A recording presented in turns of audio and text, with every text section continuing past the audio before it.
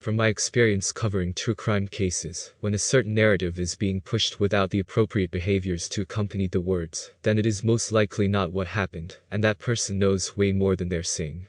What does this mean? Let's take the mother in the case of Lily and Jack Sullivan. She has been pushing the abduction theory from the beginning of the case, almost too hard in my opinion. I don't believe for a second that someone drove up there, grabbed the kids, put them in a car, and drove off. Look at the area, such a long stretch of road, with the houses far apart.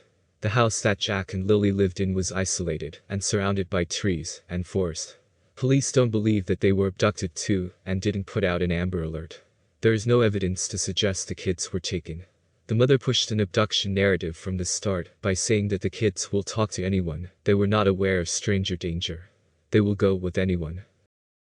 They're both really go-lucky children. They're so sweet. They talk to anyone. They'll talk your ear off. They will speak to anyone in a store. Everyone. They're just extremely sweet kids. The dogs lost their scent at the end of the driveway. Daniel said that the kids don't like being muddy or wet, so they would have returned home, basically trying to move away from the wandering off theory, and subtly push the abduction narrative as well. They both wanted an Amber Alert put out, and she said more so to let everyone know that the children are missing.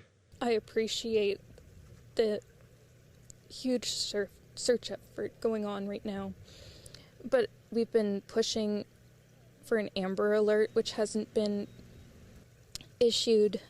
Not just that they could possibly be abducted, which it is a possibility that they could have been, but just an alert to let everyone know that they are missing. We had people text me saying that they weren't aware someone else let them know that they were missing, and it would just be nice if everyone could be alerted.